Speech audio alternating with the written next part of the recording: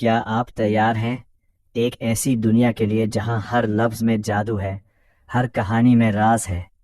मैं लाया हूं आपके लिए कमाल की ऑडियो बुक्स, तो इंतजार किस बात का। अपोकलिप्स में रीबर्थ लेकर कैसे खूंखार बनती है और बदला लेती है अपनी फैमिली से, देखिए मजा आएगा। दोस्तों, अगर आप भी कम कीमत में प्रीमियम साउंड वाले ब्लूटूथ TWS ईयरबड्स ढूंढ रहे हैं तो इसे जरूर देखें। इसमें मिलता है दमदार बास, शानदार कॉल क्वालिटी, लंबा बैटरी बैकअप और पूरे दिन आरामदायक फिट। चाहे म्यूजिक सुनना हो, गेम खेलना हो या कॉल्स करनी हो, ये हर काम में बढ़िया है। इसकी स्टाइलिश डिजाइन इसे और भी प्रीमियम बनाती है। अगर आप अपने बजट में एक शानदार ईयरबड्स लेना चाहते हैं तो नीचे और साइड में दिए गए लिंक पर क्लिक करें और आज ही ऑर्डर करें। इन दिनों उसे एक बहुत अच्छा आइडिया आया है। वह उनकी पूरी बिल्डिंग पर राज करना चाहता है, उनके खाने को अपने हाथों में कंट्रोल करना चाहता है और बिल्डिंग में रहने वाले लोगों से अपने लिए काम करवाना चाहता है। तब तक उसे दुनिया के अंत की चिंता नहीं करनी पड़ेगी और वह खुशी से रह सकेगा। उस समय वह धीरे धीरे बढ़ेगा और कम्युनिटी की दूसरी बिल्डिंग्स में लोगों पर हमला करेगा। बिल्डिंग में लोगों को हराने के लिए उसे एक एक करके उन परेशान करने वालों से निपटना होगा, जैसे टू 8 मंजिल पर रहने वाली औरत और चौथी मंजिल पर रहने वाला कपल। वे उसकी पावर बढ़ाने में रुकावट हैं और उनसे निपटना होगा। ये तय हो गया है। हम उन परिवारों पर हमला करते रहेंगे जिनमें कम लोग हैं और जिनसे निपटना आसान है। जो लोग हमारे पीछे आने को तैयार हैं, जब तक वे अपना खाना हमें मैनेजमेंट के लिए देते रहेंगे, वे हमारे रहेंगे। जो लोग जिद करके विरोध करते हैं, हमें पीछे नहीं हटना है। दुनिया बदल गई है। ये एक ऐसी दुनिया है जहाँ ताकतवर लोग कमजोरों का शिकार करते हैं। नर्म दिल होने की कोई जरूरत नहीं है। हाँ बॉस, बाकी लोगों ने एक साथ जवाब दिया। उनकी आवाजें तेज और असरदार थी। चिंता मत करो सब लोग, तुम हम 3 भाइयों के बाद सबसे पहले हो। मैं तुम्हारे योगदान को नहीं भूलूंगा। जब हमारी ताकत मजबूत होगी तो तुम बड़ों के लेवल पर होगे। ये शब्द बहुत रोमांचक थे और कमरे में बाकी सभी लोग उत्साहित लग रहे थे, जैसे उन्होंने एक अद्भुत जीवन देखा हो। लिन चुआन ने चुपचाप अपने होंठ एक तरफ कर लिए, इसे सीरियसली नहीं लिया। वे बस बिना किसी हथियार के लोगों का एक छोटा सा ग्रुप थे और कम्युनिटी में बस घमंड कर रहे थे। बाहर की ओर बढ़ने के बारे में सोचना बस एक ख्वाहिश थी।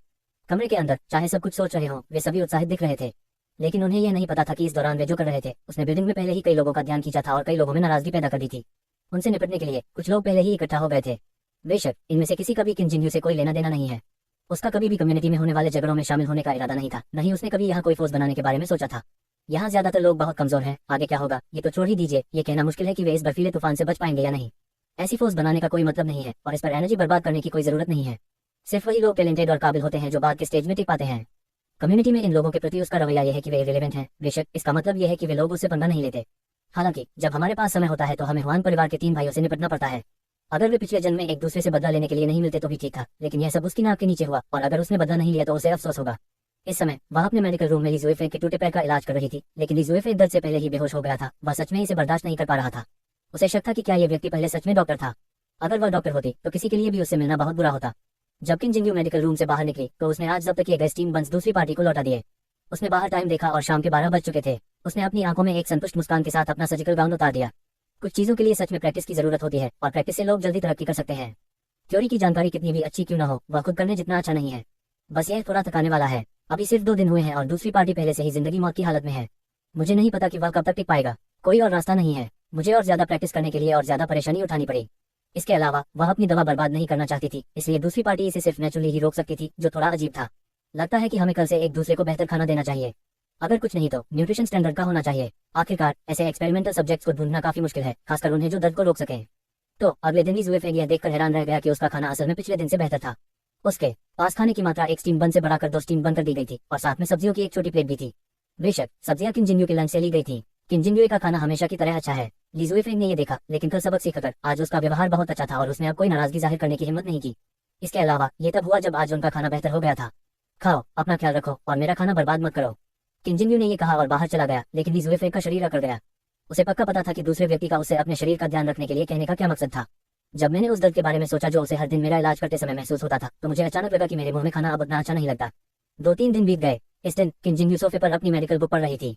पिछले कुछ दिनों से प्रैक्टिस करने के बाद उसे अपनी कई कमियां पता चली। यह उसके लिए एक अच्छा मौका था कि वह अब उन्हें पूरा करे, उन्हें दूसरों के साथ मिलाए और तेजी से तरक्की करे।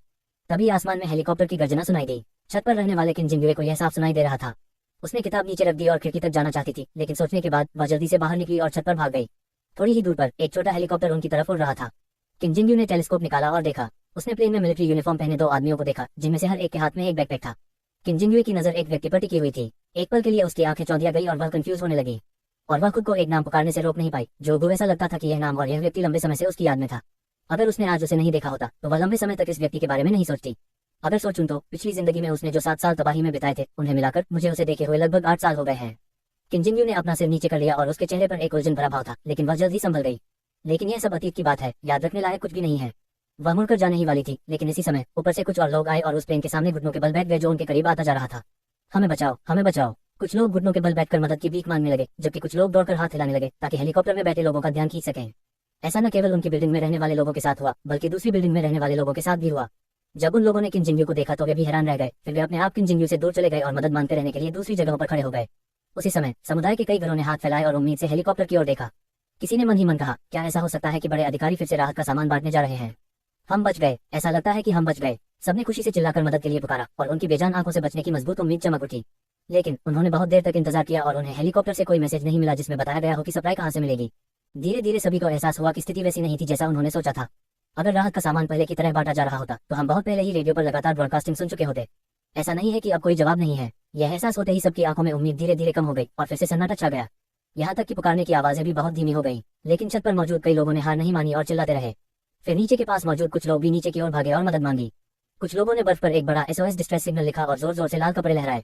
भले ही वह ऊपर बताए गए लोगों में से नहीं थे, लेकिन उस समय जो कोई भी हेलीकॉप्टर उड़ा सकता था वह कोई आम इंसान नहीं था। उन्हें बस यही उम्मीद है कि ऊपर वाले लोग इतने दयालु होंगे कि उन्हें कुछ खाना दे देंगे। आगो, लगता है नीचे बहुत से लोग हमसे मदद मांग रहे हैं। हेलीकॉप्टर में एक खूबसूरत लड़का एक तरफ बैठा था, नीचे लोगों को देख रहा था और बातें कर रहा था। जोबू ने नीचे देखा और कहा, अभी हर जगह हालात खराब हैं। लोग बाहर नहीं जा सकते और ट्रांसपोर्टेशन भी नहीं आ रहा है। कई लोगों के घर में खाना खत्म हो गया है। हम कुछ नहीं कर सकते। अब यही पर उसकी नजर एक जानी पहचानी शख्सियत पर टिक गई। तुम्हें क्या हुआ बड़े भाई? कृपया सुरक्षित रहो। प्लेन अचानक अस्थिर हो गया और उसके पास बैठे लोग डर के मारे चीखने लगे। सौभाग्य से जोबू ने जल्दी ही खुद को संभाल लिया। बुजुबान सिंह ने शक से जोबू को देखा। आगो, तुम्हें क्या हुआ है? तुमने पहले कभी ऐसी गलती नहीं की। लगता है मुझे कोई पुराना दोस्त दिख रहा है, जोबू ने कहा, लेकिन उसे पक्का नहीं पता था। जब उसने दोबारा देखा तो वह आकृति गायब थी। उस व्यक्ति को यहाँ नहीं होना चाहिए। बाद में उसने सुना कि दूसरे व्यक्ति को पहचान लिया गया और किन परिवार के पास वापस ले जाया गया। उसे यहाँ नहीं होना चाहिए। पुराना दोस्त? कौन सा पुराना दोस्त तुम्हें इतना उत्साहित करता है? बुजुबान सिंह ने भी नीचे देखते हुए उत्साह से कहा। जोबू चुप रहा और उसने सवाल का जवाब नहीं दिया। जितना ज्यादा उसने जवाब दिया बुजुबान को उतना ही शक होता गया। वह जोबू को बहुत समय से जानता है, लेकिन उसने उसे कभी इस तरह अपना आपा खोते नहीं देखा।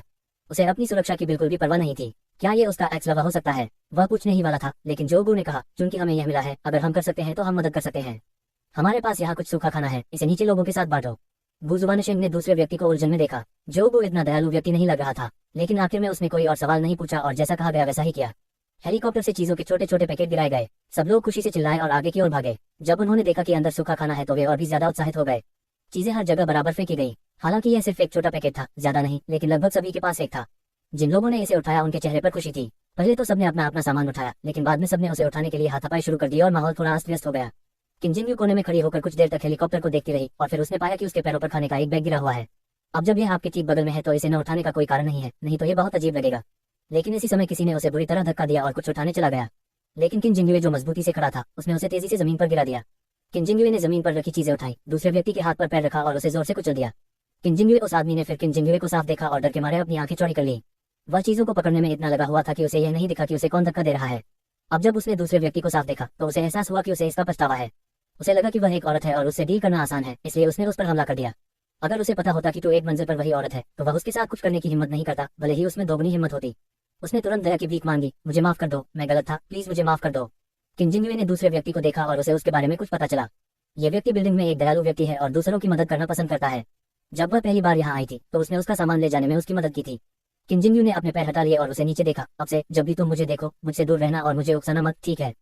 ठीक है, ठीक है। आदमी लगातार सिर हिलाता रहा, एक भी बुरा शब्द कहने की हिम्मत नहीं हुई। किम जिंग ने कुछ नहीं कहा, मुड़कर नीचे चला गया। वह आदमी जल्दी से खड़ा हुआ, इधर उधर देखा और सामान को अपनी बाहों में पकड़कर भाग गया। वह पहले भी 2 बैग ले चुका था और जो सबक उसने अभी सीखा था उसके बाद उसमें लालच करने की हिम्मत नहीं हुई।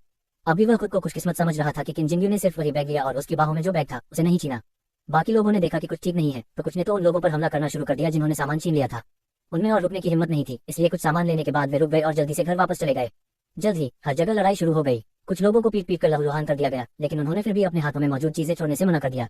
इसी समय नीचे से कोई चिल्लाया, किसी को पीट पीट कर मार डाला गया है, किसी को पीट पीट कर मार डाला गया है। आवाज सुनकर जो लोग चीजों को पकड़ने की कोशिश कर रहे थे उन्होंने थोड़ा रिएक्ट किया और एक पल के लिए रुक गए। लेकिन यह सिर्फ कुछ पल के लिए ही चला और सब लोग ऐसे लड़ते रहे जैसे कुछ हुआ ही ना हो। कुछ लोग एक व्यक्ति को लूटने के लिए 3 या 4 के ग्रुप में जाते हैं और इस समय जो लोग अकेले काम करते हैं उन्हें नुकसान होता है। अगर तुमने मेरे पति पिता को मारने की हिम्मत की तो मैं तुम्हें पीट पीट कर मार डालूंगी। इस समय कुछ लोगों की पत्नियां और बच्चे मदद के लिए दौड़े। उनके हाथों में किचन के चाकू या डंडे थे और उन्होंने उन लोगों पर हमला कर दिया जिन्होंने उनके रिश्तेदारों पर हमला किया था। वह अपनी तलवार से बार बार काटता रहा जैसे वह पागल हो गया हो और उसे बिल्कुल भी दया नहीं आ रही थी। वह आदमी तुरंत घेरे से बाहर निकला, अपनी बाहों में सामान कसकर पकड़े हुए और अपनी पत्नी और बच्चों को खींचकर बोला, चलो चलो घर चलते हैं। ऐसी ही चीजें दूसरी जगहों पर भी हो रही हैं। ऊपर हुआन सांग का घर। हुआन सांग ने अपने भाई की तरफ देखा और हैरानी से कहा, भाई हम जाकर लूट क्यों नहीं करते? क्या ज्यादा खाना मिलना अच्छा नहीं होगा? उसे समझ नहीं आया कि उसका बड़ा भाई उन्हें लूटने क्यों नहीं देता था, क्योंकि ऐसे मौके बहुत कम मिलते थे। हुआन दा ने उसे नफरत से देखा। मत भूलो, अब हमारी पहचान अलग है। इस तरह का रिस्क लेने की कोई जरूरत नहीं है। वहाँ पहले से ही हमारे लोग हैं। जब भी कुछ छीनते हैं तो क्या वे हमें कुछ नहीं दे सकते?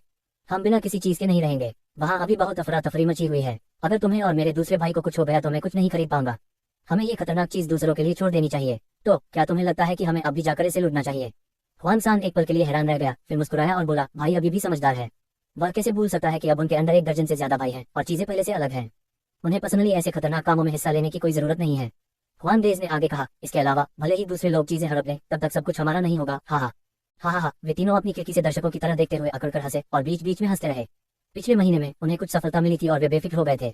उन्हें लगता था कि पूरी कम्युनिटी में हर कोई बस उनका मोहरा है और धीरे धीरे वे दूसरों को नीची नजर से देखने लगे। घर लौटने के बाद किम जिंग यून ने सूखे खाने का छोटा बैग टेबल पर रख दिया और दिन में सपने देखने लगी। मुझे नहीं पता कि वह क्या सोच रहा था। वह बस सोफे पर बैठा रहा और कुछ देर तक एक ही जगह पर हैरान होकर देखता रहा। वह तब तक नहीं जागी जब तक उसने मेडिकल रूम में शोर नहीं सुना और गुस्से से उसकी तरफ बढ़ी। कुछ दिन शांत रहने के बाद ऐसा लगता है कि दूसरे व्यक्ति को लगने लगा है कि जीवन बहुत शांतिपूर्ण है और वह फिर से उसके लिए परेशानी खड़ी करने लगा है। किम जिंग यून ने दरवाजा लात मारकर खोला। अगर उसने अपना दरवाजा मॉडिफाई नहीं करवाया होता तो इस लात से दरवाजा टूट जाता। ली जुएफेंग ने उलझन में अपना सिर जमीन से उठाया। उसके चेहरे का डर अभी भी कम नहीं हुआ था और उसने थोड़ी उलझन के साथ कहा, क्या क्या हुआ? तुम इतने गुस्से में क्यों हो? आज दूसरी पार्टी थोड़ी चिड़चिड़ी लग रही थी और ली जुएफेंग को थोड़ा कांपता हुआ महसूस हुआ। इस डर से कि दूसरी पार्टी उससे नाराज हो जाएगी, उसने जल्दी से कहा, मैंने देखा कि तुम आज प्रैक्टिस करने नहीं आए थे और मुझे लगा कि तुम भूल गए हो, इसलिए मैंने तुम्हें याद दिलाया। पिछले कुछ दिनों में वह धीरे धीरे इस दर्दनाक टॉर्चर के हिसाब से ढल गया है। रात के मुश्किल समय को छोड़कर वह बाकी समय काफी अच्छी जिंदगी जीता था। हालांकि उसे हर दिन सिर्फ एक बार खाना मिलता था, लेकिन दूसरी पार्टी का दिया हुआ खाना उसके लिए कई दिनों तक खाने के लिए काफी होता था। मैं इन दिनों हर दिन बहुत अच्छा खा रहा हूँ। इसके अलावा उसे कोई काम नहीं करना पड़ता था और वह बस रोज सोता रहता था। धीरे धीरे उसे लगने लगा कि उसकी जिंदगी काफी अच्छी है। सिवाय इसके कि दूसरे व्यक्ति का उसकी बीमारी का इलाज मौत से भी ज्यादा बुरा था, बाकी सब ठीक था। लेकिन इसे दूसरे नजरिए से सोचें। भले ही जब दूसरा व्यक्ति उसका इलाज कर रहा था तो उसे बहुत दर्द हो रहा था, लेकिन असल में उसका इलाज हो रहा था। आखिरकार उस दिन लगी सारी चोटें ठीक हो गई हैं और वह भी ठीक हो रहा है। क्या ये अच्छी बात नहीं है? इसलिए जब किम जिंग यू आज रात नहीं आया तो वह अभी भी थोड़ा असहज और चिंतित था। उसे डर था कि दूसरी पार्टी के लिए उसकी वैल्यू कम हो जाएगी। अगर ऐसा होता तो क्या अब उसकी जिंदगी दुख भरी नहीं हो जाती? इसलिए वह दूसरी पार्टी को आकर्षित करने के लिए कुछ शोर मचाएगा। लेकिन अब दूसरे पक्ष को इस तरह देखकर उसे बेचैनी होने लगी। किम जिंग यू की आंखों का गुस्सा थोड़ा कम हुआ और उसने दूसरी पार्टी को ठंडेपन से देखा। जब मुझे तुम्हारी जरूरत होगी तुम अपने आप आ जाओगे, होशियार होने की जरूरत नहीं है। हाँ हाँ सुंदरी, मैं इसे याद रखूंगा। ली जुएफेंग ने जल्दी से सिर हिलाया। किम जिंग यू उसे देखती रही। इन दिनों तुम्हें जो चोटें लगी हैं उनका पूरा ध्यान रखा गया है। इस समय में तुम्हें बस अपनी रिकवरी पर ध्यान देना है और कुछ और करने की जरूरत नहीं है। अब रोजाना का दर्द नहीं। ली जुएफेंग की आंखें हैरानी से चमक उठी, लेकिन फिर उसने किम जिंग यू को यह कहते सुना, इसी तरह तुम्हारा खाना भी आधा कर दिया जाएगा। उसका चेहरा तुरंत उतर गया। अब मात्रा आधी हो गई है। क्या थोड़ी देर बाद खाने को कुछ नहीं मिलेगा? वह सच में किम जिंग यू को बताना चाहता था कि अगर ये काम नहीं किया तो वह उसका हाथ फिर से तोड़कर जोड़ सकती है या उसे कोई और चोट पहुंचा सकती है। जहां तक मेडिकल स्किल्स की बात है तो आपको उन्हें अच्छी तरह से सीखना होगा और खूब प्रैक्टिस करनी होगी। लेकिन दूसरे व्यक्ति का चेहरा देखकर उसकी हिम्मत नहीं हुई कि वह जोर से कहे, और उसे थोड़ी चिंता भी थी कि अगर उसका हाथ फिर से टूट गया तो वह इसे बर्दाश्त नहीं कर पाएगा। इसलिए वह बस लगातार अपना सिर हिला सका। हाँ हाँ, मैंने इस दौरान थोड़ा ज्यादा खा लिया है, इसे आधा कर देना बेहतर है, खाना बचा लो। अफसोस की बात है कि किम जिंग यू को उनकी बात सुनने में कोई दिलचस्पी नहीं थी। इससे पहले कि वह बोलना खत्म करते किम जिंग यू दरवाजा बंद करके चले गए। उसने राहत की सांस ली। जब दूसरा पक्ष इतने गुस्से में आया तो उसे सच में डर लगा कि उसे पीटा जाएगा। खुशकिस्मती से वह बच गया है। सोफे पर वापस बैठते हुए किम जिंग यू की भौहें पहले से भी ज्यादा तन गई थी। उसे थोड़ा चिड़चिड़ापन महसूस हो रहा था, जो ठीक नहीं था। इससे कोई फर्क नहीं पड़ता कि उसने पहले क्या किया था। भले ही उसका व्यवहार दूसरों को थोड़ा अजीब लगता था, वह जानती थी कि वह अंदर से बहुत समझदार है। जब वह ये सब कर रही थी तब भी उसके इमोशंस बहुत शांत थे, बिना ज्यादा उतार चढ़ाव के। लेकिन अभी मैं सच में बहुत गुस्से में था। उसने अपना माथा रगड़ा और फिर खड़ी हो गई। सो जाओ, नींद तुम्हारी सारी परेशानियां दूर कर देगी। किम जिंग यू बिना कोई ड्रामा देखे या कुछ और किए जल्दी सो गई। उसने अपना दिमाग खाली किया और जल्दी सो गई। कम्युनिटी में अफरा तफरी देर रात तक जारी रही। क्या तुम हर बार इतना सावधान नहीं रह सकते? तुम्हें मुझे हर काम के बारे में लेक्चर देना पड़ता है। देर रात एक नाराज तीखी औरत की आवाज सुनाई दी। किम जिंग यू ने अपनी आंखें खोली और पाया कि अभी भी रात के 11 बज चुके थे और वह पहले ही झपकी ले चुकी थी। लियो लियो, मैं तुम्हें कोई सबक नहीं सिखा रहा हूँ, मैं बस तुम्हें चीजों को ठीक से समझा रहा हूँ। अब हालात अलग हैं। हमारे घर के हालात के बारे में किसी और को मत बताना। यांग लियो के बॉयफ्रेंड की बेबस आवाज सुनाई दी। किम जिंग यू को पता था कि उसके पड़ोस में रहने वाले जोड़े ने झगड़ा शुरू कर दिया है। इस दौरान दोनों के बीच कई बार झगड़े हुए, लेकिन हर बार वे काफी शांत रहे और किम जिंग यू को ज्यादा परवाह नहीं थी। लेकिन इस बार ये थोड़ा अलग लगा। आवाज पहले से ज्यादा तेज थी और यह इस समय हुआ जो सच में परेशान करने वाला था। लेकिन वे दूसरे नहीं है, वे सब मेरे अच्छे दोस्त हैं, इससे क्या फर्क पड़ता है?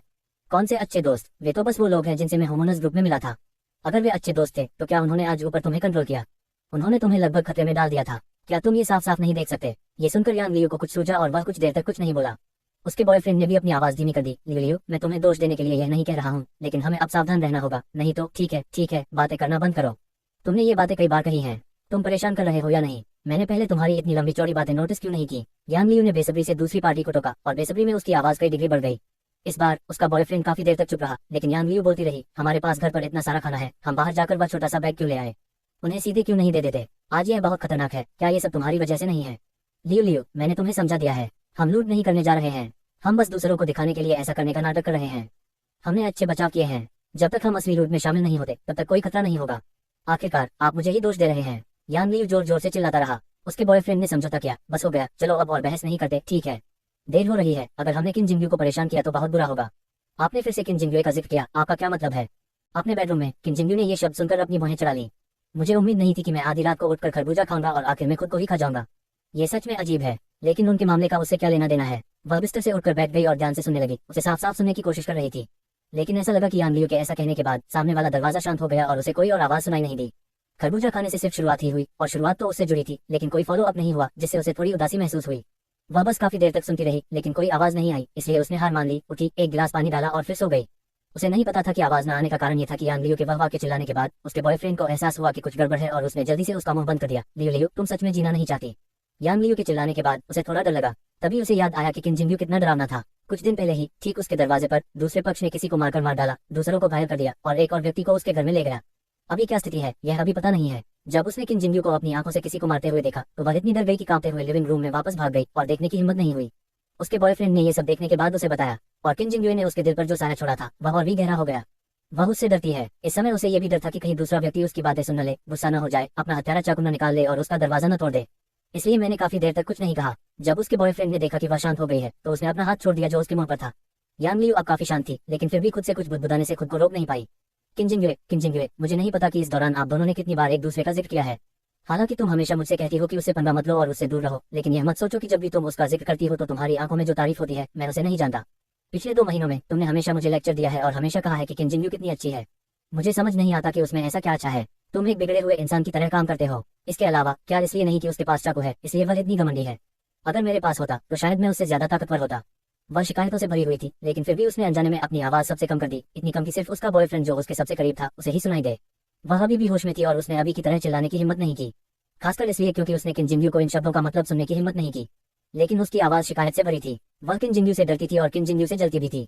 जाहिर है वे दोनों एक ही उम्र के थे, तो फिर किन जिंगयू इतनी ताकतवर क्यों थी और सब उससे क्यों डरते थे, जबकि वह खुद इतनी सावधानी से जीती थी? जाहिर है पहले वह किन जिंगयू को नीची नजर से देखती थी, जो एक बेरहम और मतलबी इंसान था, लेकिन अब वह उससे बहुत डरती है और उसे बुरा लगता है। खासकर जब उसके बॉयफ्रेंड ने कई बार दूसरे इंसान का जिक्र किया तो उसे और भी बुरा लगा। बोलते बोलते वह वही बैठकर रोने लगी। उसका बॉयफ्रेंड पास खड़ा था और वह कहना चाहता था कि किन जिंगयू सिर्फ इसलिए ताकतवर नहीं थी क्योंकि उसके पास लंबी तलवार थी। चाकू हल्का नहीं है और उसे कंट्रोल करना मुश्किल है, इसे दूसरे व्यक्ति की तरह आसानी से इस्तेमाल करना तो दूर की बात है। अगर वह मेरी गर्लफ्रेंड होती तो मैं उसे चाकू दे भी देता तो भी उसका कोई मतलब नहीं होता। लेकिन उसे रोता देखकर आखिरकार उसका दिल पिघला और उसने प्यार भरी आवाज में उसे दिलासा दिया, उसके लिए फायदे और नुकसान देखे। जब वह शांत हुई तो उसने कहा, इसलिए मैंने तुमसे कहा था कि उसे नाराज मत करना। मैंने उसे बहुत देर तक देखा है और हालांकि वह थोड़ी बेरहम है, लेकिन असल में वह बुरी इंसान नहीं है। कम से कम जब तक तुम उसे उकसाओगे नहीं वह कुछ नहीं करेगी। यान लियू इसका खंडन करना चाहती थी और कहना चाहती थी कि किन जिंगयू बुरी नहीं थी जो बिना पलक झपकाए लोगों को मार देती थी। उसे इस बात की परवाह नहीं थी कि उसकी माँ पहले दरवाजे पर बेहोश हो गई थी। ये बुरा नहीं था, लेकिन उसके बॉयफ्रेंड को लगता था कि उसके मुंह खोलने से पहले ही पता चल गया था कि वह क्या सोच रही है।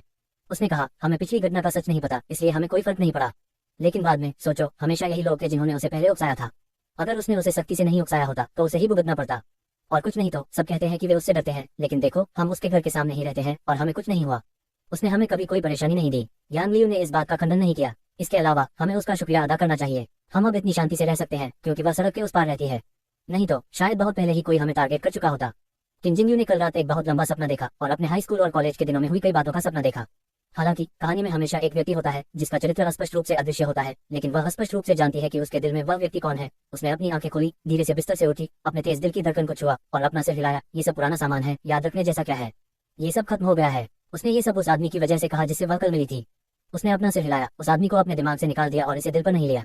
मैंने नहाया, अच्छा नाश्ता किया और एक अच्छी सुबह बिताई। दोपहर में किसी ने उसके दरवाजे पर दस्तक दी। दरवाजे पर दस्तक हल्की और विनम्र थी, जो पिछली कुछ बार की बदतमीजी से बिल्कुल अलग थी। वह बस बहुत क्यूरियस थी। जब से यान लियू उससे डर गई थी और लिन चुवान का पता नहीं था, तब से लगभग कोई भी उसके दरवाजे पर दस्तक देने नहीं आया, सिवाय उन लोगों के जो खाना मांगने आए थे। जो कुछ दिन पहले भीख मांग रही थी वह अपने गुस्से की वजह से फिर गायब हो गई थी। अब उसके पास कौन आ रहा था? उसने दरवाजा नहीं खोला, लेकिन सर्विलांस कैमरा देखती रही। सर्विलांस फुटेज में बहुत अच्छे मेकअप वाली एक महिला अपने दरवाजे पर खड़ी थी। उसने लाल कोट पहना हुआ था, लंबे लहराते बाल थे, होंठ चमकीले लाल थे और उसका फिगर भरा हुआ था। वह बहुत आकर्षक और मनमोहक लग रही थी। दूसरे व्यक्ति का साफ चेहरा और साफ तौर पर सजे हुए बाल उन दूसरे लोगों से बहुत अलग थे जो इस समय 2 महीने से ब्लिज़ार्ड में थे।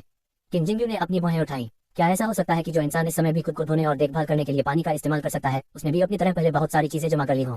इस कम्युनिटी में एक ऐसा इंसान है, मैंने उसे पहले क्यों नहीं खोजा? दूसरी पार्टी उसके पास क्यों आई? ये व्यक्ति कुछ जाना पहचाना सा लग रहा था, लेकिन मैं ये पता नहीं लगा सका कि मैंने उसे पहले कहाँ देखा था।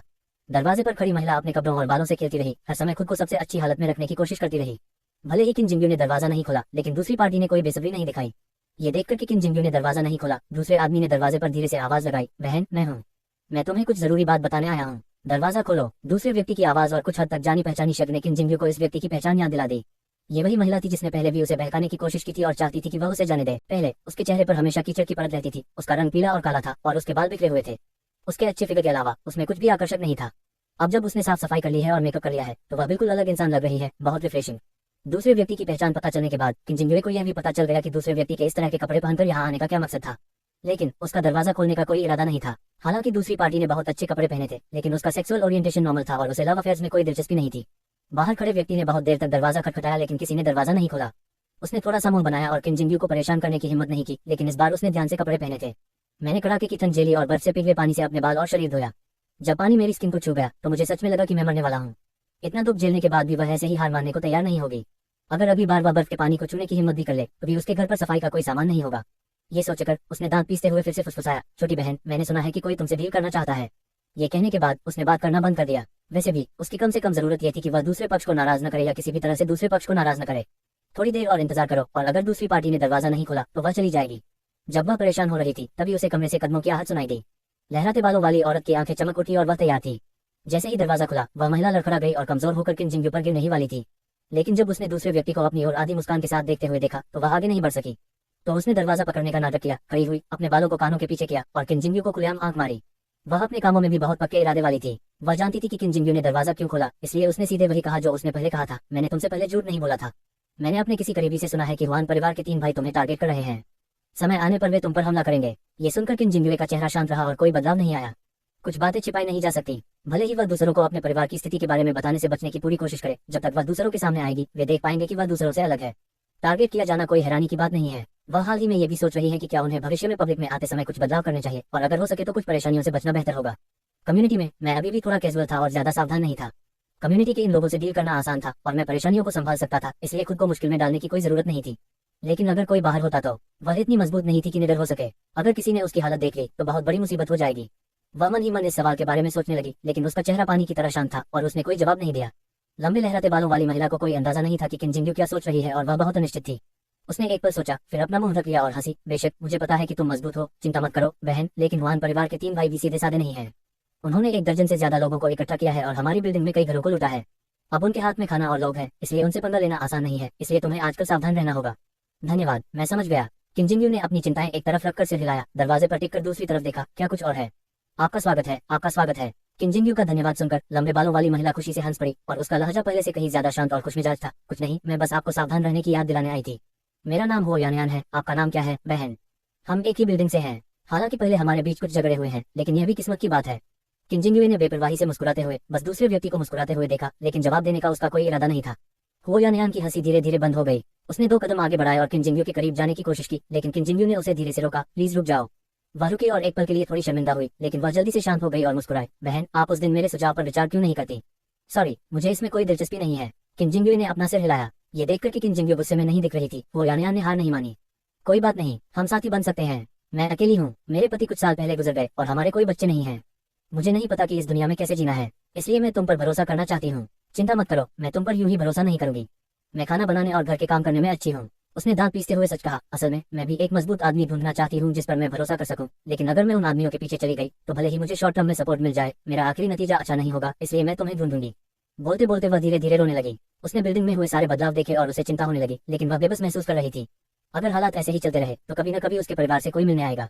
उनका खाना चोरी हो जाना कोई बड़ी बात नहीं थी। आखिर उसके परिवार के पास ज्यादा खाना जमा नहीं था और उन्हें कई बार भूखे पेट रहना पड़ता था। उसे किसी और बात का डर था। वह एक खास तरह की औरत थी। एक बार जब वह उन आदमियों के निशाने पर आ गई तो शायद वह उनका खिलौना बन जाएगी, क्योंकि कानून धीरे धीरे अपनी पकड़ खो देगा। अगर आप लकी हैं तो आप अभी भी गुजारा कर सकते हैं, लेकिन अगर आप अनलकी हैं तो आप बेवकूफ बन सकते हैं और अपनी जान गंवा सकते हैं। मैंने सुना कि 6ठी मंजिल पर एक लड़की थी जिसके साथ भी ऐसा ही हुआ था। वह अपने बॉयफ्रेंड के साथ थी, लेकिन उसे बचाने की कोशिश करने पर उसके बॉयफ्रेंड को बुरी तरह पीटा गया। हुआन भाइयों ने उसके साथ भी खिलवाड़ किया, क्योंकि उसने बहुत विरोध किया, इसलिए उन लोगों ने लड़की को पीट पीट कर मार डाला। आखिर में उसका बॉयफ्रेंड यह बर्दाश्त नहीं कर सका और उसने सुसाइड कर लिया। वह ऐसा नहीं चाहती थी। वह जुएफेग और दूसरों के साथ घूम रही थी क्योंकि वह किसी ऐसे व्यक्ति को ढूंढना चाहती थी जिस पर वह भरोसा कर सके। ग्रुप में रहने से बेहतर था कि वह अकेले रहे। अचानक मैं किन जिंगुए के जाल में फंस गया। अब उसने स्थिति को बचाने की पूरी कोशिश की और किन जिंगुए के पास गई। उसने इस बारे में सोचा और तय किया कि पैसिव रहने के बजाय प्रोएक्टिव रहना बेहतर होगा। अपनी लिमिटेड काबिलियत के साथ वह किसी ऐसे आदमी को ढूंढ सकती है जिस पर वह भरोसा कर सके। हालांकि उसे कोई भी मिले, वह शायद उन लोगों के सामने एक खिलौने से ज्यादा कुछ नहीं होगा, और ये सब इस बात पर निर्भर करेगा कि उसके साथ खिलौने जैसा बर्ताव कितना अच्छा किया जाता है। लेकिन किन जिंगयू अलग है। वह भी एक औरत है। अगर वह उसे अपने ऊपर भरोसा करने दे तो यह उन आदमियों के नीचे भीख मांगने से जरूर बेहतर होगा। इसके अलावा किन जिंगयू खुद भी बहुत मजबूत है और एक शक्तिशाली समर्थक है।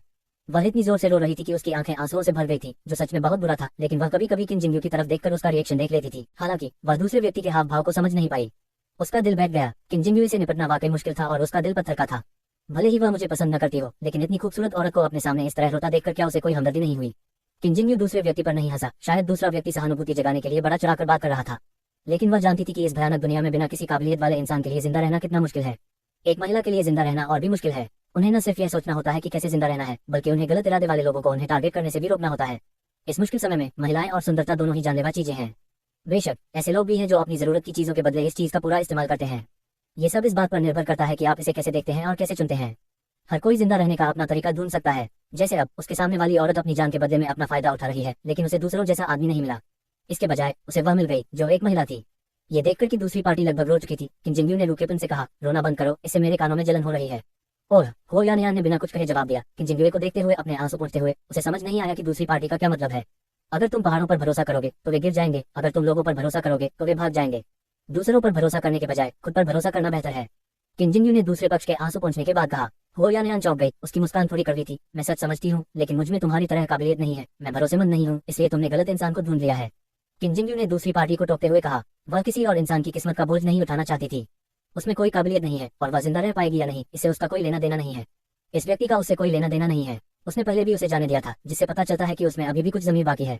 दूसरी पार्टी ये नहीं सोचेगी कि अगर आप उन्हें जाने देंगे तो अगर वे उनसे भीख मांगेंगे और बुरा बर्ताव करेंगे तो वे उसका सपोर्ट करने के लिए मान जाएंगे। अक्षमता के लिए किसी भी स्किल को ट्रेन करने की जरूरत नहीं है। जब तक आप जिंदा रहना चाहते हैं, आप हमेशा खुद को मजबूत बनाने की पूरी कोशिश करेंगे। अगर ये काम नहीं करता है तो इसका उससे कोई लेना देना नहीं है। उसके सामने बेचारा बनने का नाटक करना बेकार है। कुछ चीजें हैं जो वे कर सकते हैं और आप भी कर सकते हैं। आप अकेले नहीं हैं जो बुली नहीं होना चाहते। उसके बाद किन जिंगयू ने और कुछ नहीं कहा और चेतावनी दी, मुझे फिर से परेशान मत करना, मैं तुम्हें पसंद नहीं करता। ऐसा कहकर उसने दूसरे व्यक्ति के सामने दरवाजा बंद कर दिया। उसकी बातें पहले से ही एक रिमाइंडर थी। दूसरी पार्टी समझ पाएगी या नहीं या वे क्या चुनेंगे, इससे उसका कोई लेना देना नहीं था। हो यान काफी देर तक दरवाजे पर खड़ी रही, बंद दरवाजे को देखती रही। उसने दांत भींचे। उसकी आंखों में अभी भी कुछ अनिच्छा थी। काफी देर बाद वह मुड़ी और बिना मन के चली गई। किन जिंगयू के कमरे में लौटने के बाद उसने वही किया जो उसे करना चाहिए था। दूसरे पक्ष की बातों से उस पर बिल्कुल भी असर नहीं हुआ। दोपहर जल्दी बीत गई और शाम के करीब 10 बजे। इस समय कम्युनिटी आमतौर पर शांत रहती थी, लेकिन इसी समय बिल्डिंग में चीख सुनाई दी और फिर जल्द ही सब शांत हो गया। इस दर्दनाक चीख से सोने की तैयारी कर रहे सभी लोगों के दिल कांप उठे, लेकिन किसी को ये जानने की उत्सुकता नहीं थी कि आखिर हुआ क्या था। आखिरकार इस दौरान बहुत सारी दुखद घटनाएं हुई थी और कुछ समय तक सदमे में रहने के बाद सभी ने इसे शांति से स्वीकार कर लिया। चीख सिर्फ 1 सेकंड तक रही और फिर खामोशी छा गई, जैसे कुछ हुआ ही न हो। किन जिंगयू ने ज्यादा आरामदायक कपड़े पहने, चेहरे पर मास्क लगाया और गर्म लेकिन हल्के जूते पहन लिए। शीशे में खुद को देखकर, जिसे वह पहचान नहीं पा रही थी, वह खुशी से मुस्कुराए। एक क्लिक के साथ घर की छोटी सी लाइट बुझ गई और किन जिंगयू का चेहरा अंधेरे में छिप गया। उसने दरवाजा खोला और घर से बाहर निकल गई। गलियारा अंधेरा और शांत था। किन जिंगयू अंधेरे में धीरे धीरे सीढ़ियों से नीचे उतरी। शांत रात में उसने कोई आवाज नहीं की। जब वे 26 मंजिल पर पहुंचे तो उन्हें फर्श पर किसी चीज के घिसकने की आवाज सुनाई दी। किन जिंगयू रुका और मुड़कर देखने लगा। अंधेरे में भी वह एक पतली सी आकृति को झुककर 26 मंजिल पर कॉरिडोर की खिड़की की ओर कुछ घसीटते हुए देख सकती थी। किन जिंगयू ने नीचे देखा तो पाया कि जमीन पर घसीटी जा रही चीज इंसान जैसी दिख रही थी। हवा में खून की तेज गंध से भी उसे पता चल गया कि क्या हुआ था। इस बार जब मैं बाहर गया तो मुझे एक मर्डर और लाश का केस मिला। क्या मुझे ऐसा दिखावा करना चाहिए कि मैंने कुछ नहीं देखा और इससे बचना चाहिए? इस समय चीज को घसीटने वाले व्यक्ति को लगा कि कोई उसे घूर रहा है और उसने पीछे मुड़कर देखा। अंधेरे में उसने सीढ़ियों पर खड़े एक व्यक्ति को अपनी तरफ देखते हुए देखा। हो यान चौंक गई और लगभग जमीन पर गिर पड़ी। किन जिंगयू का दखल देने का कोई इरादा नहीं था, इसलिए उसने शांति से कहा, आप जारी रखें। फिर नीचे की ओर बढ़ते रहे। हो यान ने आवाज सुनी तो वह चौंक गई। उसने पहचान लिया कि ये किन जिंगयू की आवाज है और जल्दी से किन जिंगयू के पास दौड़ी। यह मैं हूँ, हो यान। जैसे ही दूसरा पक्ष पास आया, खून की गंध तेज हो गई और किन जिंगयू शांति से 2 कदम पीछे हट गया। जब मैं पास गया तो मैं दूसरे व्यक्ति को साफ साफ देख सका। वह सच में हो यान थी, लेकिन वह दिन में जब मैंने उसे देखा था उससे बहुत अलग दिख रही थी। दूसरे व्यक्ति के बाल बिखरे हुए थे, उसका लाल कोट फटा हुआ था और नीचे के कपड़े भी फटे हुए थे। खुली हुई स्किन नीली और बैंगनी थी और उसके चेहरे पर घाव और आंसू के निशान थे। ये सोचना आसान था कि उसके साथ क्या हुआ होगा। हो यान दुखी होने का नाटक करना चाहती थी, लेकिन किन जिंगयू की आंखें हमेशा ठंडी रहती थी और वह उससे पूछती भी नहीं थी कि क्या हुआ, इसलिए उसे यह आइडिया छोड़ना पड़ा।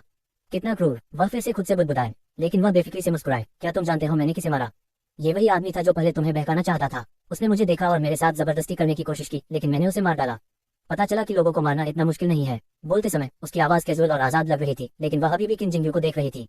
ओह, किन जिंगयू ने शांति से कहा और मुंह बनाया, तुम मेरा रास्ता रोक रहे हो। हुओ यानयान अनजाने में कई कदम पीछे हट गई और किन जिंगयू नीचे चली गई। हुओ यानयान ने अनिच्छा से कहा, क्या आप ये जानने के लिए उत्सुक नहीं है कि मेरे साथ क्या हुआ? मैं अब पहले से अलग हूँ। मैंने लोगों को मारा है और मैं अपनी रक्षा भी कर सकता हूँ। हम एक ही तरह के लोग हैं। हालांकि किन जिंगयू उसकी बातों की वजह से बिल्कुल भी नहीं रुका और जल्दी से नीचे अंधेरे में गायब हो गया। हुओ यानयान बस शांत हो सका, जमीन पर पड़ी लाश को देखा, फिर घूमा और लाश को घसीटना जारी रखा। किन जिंगयू के बिना भी वह निश्चित रूप से जीवित रह पाएगी। किन जिंगयू पर हुओ यानयान का बिल्कुल भी असर नहीं हुआ। वह अंधेरे में 3 हुआन भाइयों के घर के दरवाजे पर आई और एक हल्की मुस्कान के साथ मुस्कुराए। उसने अपनी बाहों से कुछ निकाला, आसानी से उसके घर का दरवाजा खोला और तेजी से अंदर चली गई। तीनों हुआन भाई अभी तक सोए नहीं है। आज छोटे भाई ने कल मिले सूखे खाने का आधा हिस्सा उनमें से हर एक को दान कर दिया है। अब वे तीनों जश्न मना रहे हैं। तो किन जिंगयू और तीनों भाइयों ने, जिन्होंने आवाज सुनी और देखा, एक दूसरे को आमने सामने देखा। हाय, किन जिंगयू को एक पल के लिए थोड़ी शर्मिंदगी महसूस हुई। उसने अपना हाथ उठाया और आंखें झपकाते हुए तीनों लोगों का अभिवादन किया। फिर वह मुड़ी और दरवाजा बंद कर लिया। इस समय हुआन परिवार के तीनों भाइयों ने भी कहा, तुम कौन हो छोटे चोर, मेरे घर में चोरी करने वाले? तुम तो बस अपनी जान मान रहे हो। जैसे ही वे बोले, तीनों भाइयों ने टेबल पर रखे किचन के चाकू उठाए और आगे बढ़े। चाहे कोई भी हो, वे पहले उसे ही मारेंगे। किन जिंगयू ने पहले दरवाजा बंद किया, फिर मुड़कर अपनी आस्तीन से कुछ निकाला और उन तीनों लोगों पर फेंका। स्पीड इतनी तेज थी कि तीनों लोग बच नहीं पाए। टकराना टकराना टकराना तीनों आदमी एक ही समय में एक साथ जमीन पर गिर पड़े। किन जिंगयू ने ये सीन देखा और उसकी आंखें चमक उठी। ब्लैक मार्केट से मिली यह मेहनत सच में बहुत काम की है। पहले ब्लैक मार्केट से चीजें खरीदने के लिए मैं समय समय पर वहां जाता था ताकि लोगों का ध्यान अपनी ओर खींच सकूं। उस दौरान मुझे वहां से बहुत सारी अच्छी चीजें मिली। उस समय जिस व्यक्ति ने मुझे ये चीज बेची थी, उसने भी दवा के असर के बारे में बड़ा चढ़ाकर बताया था और कहा था कि इसे सूंघने के सिर्फ 2 सेकंड बाद लोग गिर सकते हैं। मुझे उस समय लगा कि यह बड़ा चढ़ाकर कहा गया है, लेकिन मैंने इसे सिर्फ एक बार आजमाने के लिए खरीदा। आज जब वह अपनी जगह पर बाकी सामान ठीक कर रही थी, तो उसने बोतल में ये चीज देखी और उसे याद आया कि उसके पास अभी भी दवा है। हुआ यूं कि हाल ही में मेहमान परिवार के 3 भाइयों की देखभाल करने का प्लान बना रहा था, इसलिए मैंने कुछ लिया और इसे ट्राई करने की तैयारी की। अब ऐसा लगता है कि उन्होंने मुझे धोखा नहीं दिया। जमीन पर गिरे और पूरी तरह बेहोश 3 लोगों को देखकर किन जिंगयू ने अपने होंठ सिकोड़ लिए और साथ ही वह अपने दिल में अलर्ट हो गई। अगर कोई उसके खिलाफ यही बात इस्तेमाल करता। उसकी आंखों की मुस्कान थोड़ी फीकी पड़ गई, लेकिन किन जिंगयू ज्यादा परेशान नहीं था। उसने अपना सिर नीचे किया, जमीन पर पड़े 3 लोगों को देखा और सीधे उनका गला काट दिया। वे बेहोश होकर मर गए, जो इन तीनों लोगों के लिए अच्छी बात थी।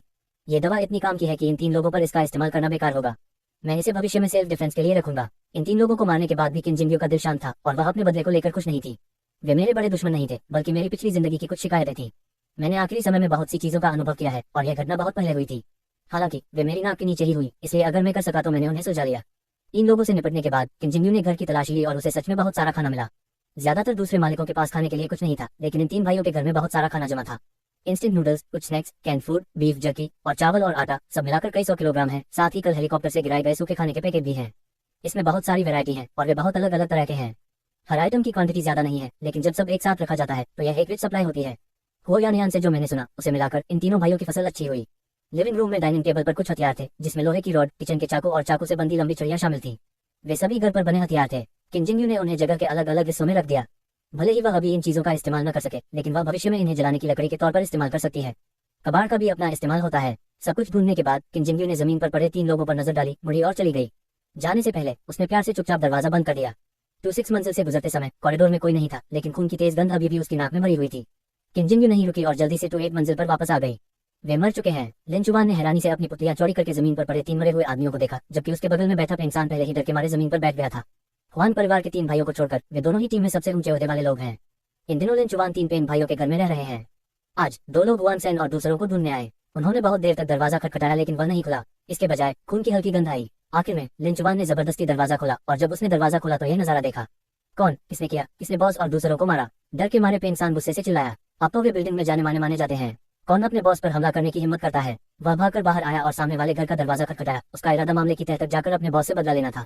लिन चुवान दूसरे लोगों की तरह जल्दबाज नहीं था। शुरुआती झटके के बाद उसने बिना किसी दुख के तीनों भाइयों को देखा और धीमी आवाज में गाली दी, तीनों कचरे के टुकड़े। मैंने उन्हें बड़ी मुश्किल से ट्रेन किया है और अब वे दूसरों के हाथों मारे जा रहे हैं। वे बेकार हैं। लेकिन तीनों भाइयों को किसने मारा? कमरे में लड़ाई का कोई निशान नहीं था, लेकिन वे मारे गए। ये बहुत डरावना था। सबसे पहले उसके दिमाग में किन जिंगयू का नाम आया, लेकिन उसने तुरंत मना कर दिया। हालांकि किन जिंगयू ताकतवर थी, लेकिन वह किसी के घर में घुसकर उसे चुपचाप नहीं मार सकती थी। उसके पास ये सब सोचने का समय नहीं था और वह जल्दी से तीनों भाइयों के बेडरूम में जाकर देखने लगा। फिर उदास चेहरे के साथ बाहर आया। सब खत्म हो गया, सारा खाना खत्म हो गया, एक भी टुकड़ा नहीं बचा। ये खाना सिर्फ इन 3 भाइयों का नहीं है। इस दौरान उनके ग्रुप को जो ज्यादातर खाना मिला था वह यही है। अब वह सब खत्म हो गया है, जिसका मतलब है कि 1 महीने से ज्यादा की उनकी सारी मेहनत बेकार हो गई है। उनके हथियार भी गायब थे, 2 सबसे जरूरी चीजें भी चली गई थी और लिन चुवान का चेहरा लोहे जैसा काला हो गया था। हमें सच में नहीं पता। कल रात कोई हलचल नहीं हुई। दरवाजे के बाहर पे इंसान अभी भी बगल में रहने वाले कपल से बात कर रहा था। इस दौरान कपल को बहुत तकलीफ हुई थी। हालांकि हुआन दा और उसके आदमियों ने उन्हें लूटा नहीं, लेकिन प्रोटेक्शन मनी देने के बहाने उनसे बहुत सी चीजें ले ली, जिससे उन्हें कुछ समय के लिए शांति मिली। जब उन्होंने सुना कि तीनों हुआन भाइयों की मौत हो गई है तो कपल इतने खुश हुए कि उन्हें समझ नहीं आया कि इसे कैसे बताएं। अच्छा है कि तुम्हें पता न हो, अगर बॉस की सुरक्षा न होती तो तुम्हें बहुत पहले ही लूट लिया गया होता। अगर मुझे पता चला कि तुमने कुछ छिपाने की हिम्मत की तो मुझे बदतमीजी के लिए दोष मत देना। पेंग सान ने गुस्से में कहा और अपनी मुट्ठी लहराई, लेकिन अपने पतले शरीर के साथ सामने बैठे पुरुष मालिक के सामने ऐसा करना वाकई अजीब था। बेशक हमें भाई हुआन और उनके दोस्तों की मेहरबानी याद है। भले ही हम आपके साथ नहीं आए, लेकिन मेरे दिल में आप और भाई हुआन मेरे भाई हैं। उस आदमी ने जवाब में सिर हिलाया। उसका चेहरा उदासी से भरा था, लेकिन वह मन ही मन कोस रहा था। अगर हुआन परिवार के वे 3 लोग न होते जिन्होंने उन्हें सबका सामान लूटने के लिए उकसाया होता तो सब ऐसे कैसे हो जाते। पेंग सान उदास चेहरे के साथ वापस चला गया, लेकिन उसने लिन चुवान को और भी उदास चेहरे के साथ देखा। वह चौंक गया और जल्दी से पूछा, भाई लिन, क्या हुआ? खाना और हथियार चले गए। लिन चुवान का चेहरा उदास और गुस्से से भरा हुआ था। उससे भी ज्यादा गुस्सा जब उसे पता चला कि तीनों हुआन भाई मर चुके हैं।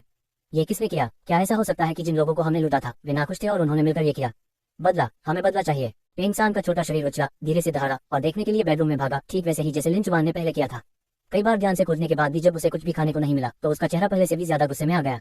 वे सब उनका खाना थे और वे बस गायब हो गए। लिन चुवान भी शांत नहीं रह सका। उसने अपने पास खड़े हुआन दा को लात मारी और कहा, बेकार बेकार बेकार। अगर वह मर भी जाता तो ठीक था, लेकिन वह इतनी जरूरी चीज की रक्षा भी नहीं कर सका। पहले वह चोरी की सारी चीजें एक जगह रखने के खिलाफ थे क्योंकि ये बहुत रिस्की था, लेकिन तीनों भाई नहीं माने और इस बात पर अड़े रहे कि वे ही बॉस हैं और सामान को सेफ रखने और बांटने के लिए उन्हें ही रखना चाहिए। ऐसा मत सोचो कि तुम्हें नहीं पता कि वे क्या सोच रहे हैं। उन्हें बस लगता है कि एक बार चीजें उनके हाथ में आ गई तो वे उनकी हो जाएंगी। बस बात यह है कि उसे अभी भी उनकी जरूरत है, इसलिए उसने उनके साथ हाथ नहीं मिलाया। इतने सारे भाइयों के बारे में सोचते हुए ये तीनों भाई कुछ भी ज्यादा करने की हिम्मत नहीं करेंगे। उन्हें उम्मीद नहीं थी कि इस मामले में एक कदम पीछे हटने के बाद इतनी बड़ी गलती हो जाएगी। वे तीनों मर गए और उनका सामान भी उन्हें मारने वाले लोग भी छीन ले गए। ये वह जगह थी जहां 1 दर्जन से ज्यादा भाइयों के घरों का खाना इकट्ठा होता था, साथ ही सो कॉल्ड प्रोटेक्शन फीस भी जो उन्होंने इस दौरान मालिकों के घरों से लूटी थी। अब वे सभी रातों रात गायब हो गए। लिन, भाई लिन। पेंग सान हैरान रह गया। लिन चुवान पहले काफी शांत स्वभाव का था और भाइयों के बीच उसका स्वभाव हमेशा अच्छा रहता था। उनके कई भाई भी इसमें शामिल हो गए क्योंकि लिन चुवान ने उन्हें मना लिया था, जिनके उनके साथ अच्छे संबंध थे। ये पहली बार था जब उसने दूसरी तरफ को इस तरह देखा और जिसे उसने लात मारी वह उनका बॉस था। पेंग सान डर गया था, इसलिए उसने उसे ध्यान से याद दिलाया, भाई लिन, तुमने हमारे बॉस को लात मारी थी। लिन चुवान के चेहरे पर गुस्सा अभी भी कम नहीं हुआ था और उसकी आंखों में कुछ ठंडक थी। मुझे पता है, मैंने उसे लात मारी थी। बॉस होने के नाते उसने वह सारा खाना खो दिया जिसके लिए भाइयों ने इतनी मेहनत की थी। हमारे बॉस होने के लिए उसके पास क्या काबिलियत है? वे मरने के लायक हैं। खाना खत्म हो गया था और पेंग सान गुस्से में था, लेकिन उसने हुआन सान और दूसरों पर अपना गुस्सा निकालने की हिम्मत नहीं की। लेकिन लिन चुवान की बातें सुनने के बाद उसके दिल की नाराजगी बाहर आ गई और उसने तीनों भाइयों पर अपना गुस्सा निकाला। क्योंकि वे सब वैसे भी मर चुके थे, इसलिए उसे अब उनसे डरने की जरूरत नहीं थी। थोड़ी देर बाद दोनों आदमी रुक गए। पेंग सान ने हौंकते हुए लिन चुवान को देखा, भाई लिन, अब हमें क्या करना चाहिए? बॉस मर गया है और खाना भी खत्म हो गया है। भविष्य में हम भाइयों का क्या होगा? अगर वे मर जाते हैं तो हम बस कोई दूसरा लीडर चुन सकते हैं। हम भाइयों के लिए एक साथ आना आसान नहीं है। हम भविष्य में एक साथ मिलकर बड़े काम करेंगे। हम ऐसे ही अलग नहीं हो सकते। पिछले कुछ दिनों से जिन परिवारों को हमने लूटा है वे हमसे बहुत नाखुश हैं। बस बात यह है कि वे बदला लेने की हिम्मत नहीं करते क्योंकि हमारे पास ज्यादा लोग हैं। लेकिन अगर हम भाई अलग हो गए तो वे लोग हमसे निपटने का यह मौका जरूर नहीं छोड़ेंगे। हाँ सही है, हम अलग नहीं हो सकते। भाई लिन, मुझे लगता है कि तुम बहुत अच्छे हो। असल में मैं देख सकता हूँ कि आजकल पर्दे के पीछे सारे प्लान तुम ही बना रहे हो। मैं पेंग सान, बॉस के तौर पर तुम्हें सबसे पहले सपोर्ट करूंगा। नहीं, आप इस बॉस का ख्याल रखें। लिन चुवान ने कुछ ऐसा कहा जिससे पेंग सान उत्साहित हो गया, लेकिन उसे यकीन नहीं हुआ। मैं बॉस की पोजीशन लेने के लिए तुम्हें सपोर्ट करूंगा, लेकिन तुम्हें भविष्य में मेरी बात सुननी होगी। पेंग सान ने अपनी लार निगल ली। क्यों भाई लिन? उसे नहीं पता था कि दूसरी पार्टी ने ऐसा क्यों किया। लिन चुवान भाइयों के बीच ताकत और बहुत इज्जत वाला था। अगर वह बॉस बनने को तैयार होता तो बॉस का पद पक्का उसका होता।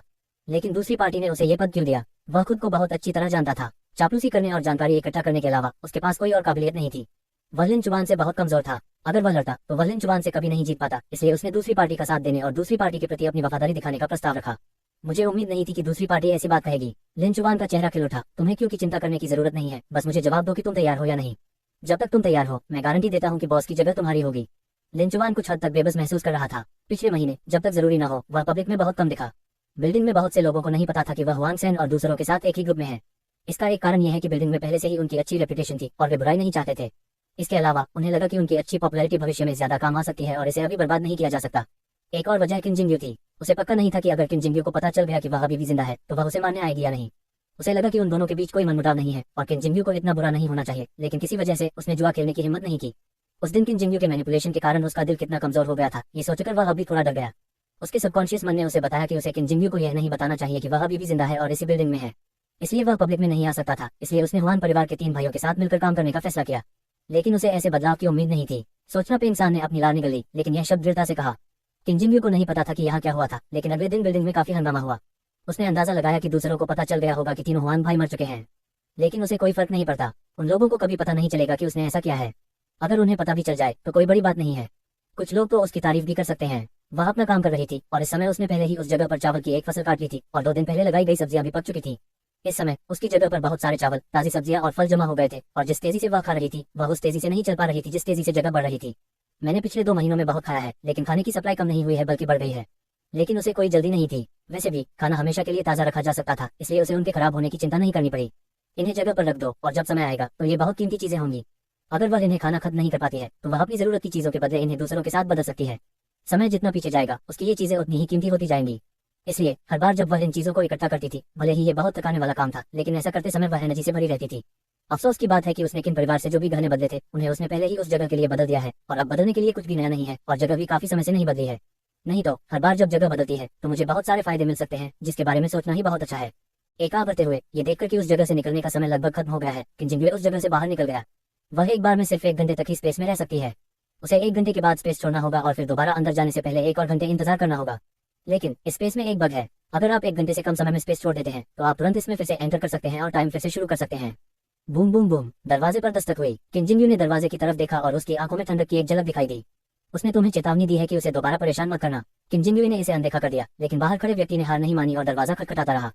किंजिंग्यू को लगा कि दरवाजा खटखटाने वाला व्यक्ति हो या न्यान है। उसने पहले जो देखा उसे ऐसा लगा कि दूसरे पक्ष ने उसे परेशान करना नहीं छोड़ा था। हालांकि उसने दूसरे पक्ष को चेतावनी दी थी कि वह उसे फिर से परेशान न करे, लेकिन यह साफ था कि दूसरे पक्ष ने उसकी बातों को दिल पर नहीं लिया। ऐसा लगता है कि पहले मेरा रवैया बहुत नरम था, या शायद मैंने पिछली बार दूसरे पक्ष को अच्छा चेहरा दिखाया था जिससे दूसरे पक्ष को भ्रम हो गया। ये सोचकर किंजिंग्यू दरवाजे की तरफ गई, हाथ में बड़ा चाकू उठाया, दरवाजा खोला और दूसरे आदमी पर बड़ा चाकू घुमाया। मैंने कहा था तुम और मैं एक जैसे लोग नहीं है, मुझे फिर से परेशान मत करना, क्योंकि तुम नहीं सुनते तो मर जाओ। दरवाजे पर खड़ा आदमी चौंक गया और जल्दी से पीछे हट गया। जैसे ही वह वापस लड़ने वाला था उसने साफ देखा कि जो आदमी उस पर हमला कर रहा था वही उसे ढूंढ रहा था। उसने जल्दी से कहा, यह मैं हूँ, जोबू। जाना पहचाना लेकिन अनजान नाम सुनकर किंजिंग्यू ने अपनी तलवार घुमाते हुए एक पल के लिए रुक गई। फिर उसने ध्यान से देखा और दूसरे व्यक्ति की शक्ल साफ साफ देखने के बाद उसकी भौहें पहले से भी ज्यादा तन गई। उसने बिना कुछ कहे शांति से चाकू रख दिया। जोबू को उम्मीद नहीं थी कि जब वे दोबारा मिलेंगे तो वह दूसरी पार्टी को उस पर चाकू से हमला करते हुए देखेगा। एक समय की शांत और मजबूत लड़की के बारे में सोचकर जो इतनी चौकन्नी हो गई थी उसकी आंखें धुंधली हो गई। उसने फुसफुसाते हुए कहा, सावधान रहना, चाकू का इस्तेमाल करते समय खुद को चोट मत पहुंचाना। किंजिंग्यू ने कुछ नहीं कहा, वह बस दरवाजे पर खड़ी रही और उसे देखती रही। उसकी आंखें थोड़ी हैरान थी, सोच रही थी कि वह यहाँ क्यों है। काफी देर बाद जोबू ने दोनों के बीच की चुप्पी तोड़ने के लिए कहा, बहुत समय हो गया मिलते हुए किंजिंग्वे। किंजिंग्वे दूसरी पार्टी के साथ पुरानी बातें नहीं करना चाहती थी और दरवाजे पर खड़ी हो गई। तुम यहाँ क्यों हो? 2 दिन पहले एक दूसरे से मिलने के बाद उसे लगा कि वे फिर कभी नहीं मिलेंगे, लेकिन उसे उम्मीद नहीं थी कि वे इतनी जल्दी एक दूसरे से फिर मिलेंगे। अपनी पिछली जिंदगी में अलग होने के बाद उसने इस इंसान को फिर कभी नहीं देखा था। दुनिया के पिछले कुछ सालों में भी उसका उससे कभी कोई मिलना जुलना नहीं हुआ था और उसे नहीं पता था कि दूसरा इंसान जिंदा है या मर गया। अचानक वे सिर्फ 2 दिनों के अंदर 2 बार मिले। हालांकि पिछली बार सिर्फ उसने दूसरे को देखा और दूसरे ने उसे नहीं देखा। किंजिंग्वे का चौकन्ना चेहरा देखकर जोबू की आंखों में अंधेरा छा गया और उसने धीरे से कहा, आज मैं तुम्हारे माता पिता के किन परिवार में गया था और तभी मुझे पता चला कि तुम किन परिवार में नहीं रहते। 2 दिन पहले इस कम्युनिटी में उसके जैसी ही एक बैक फिगर देखने के बाद उसे थोड़ी बेचैनी और चिंता हुई, इसलिए वह हाई सिटी विला एरिया में गया और किन परिवार को ढूंढा। लेकिन वह किन के घर पर मिली, लेकिन वह वहाँ नहीं थी।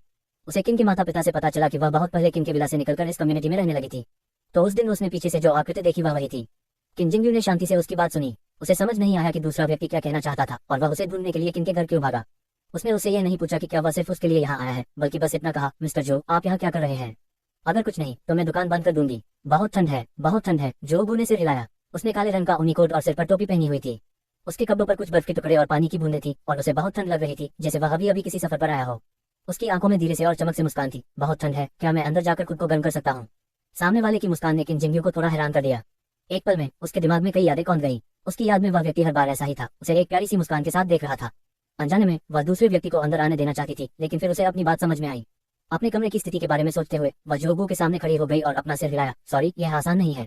उन दोनों के बीच जो हुआ था वो बहुत पहले हो चुका था और उसका कोई नतीजा नहीं निकला था। अब वे अजनबियों से ज्यादा जाने पहचाने थे।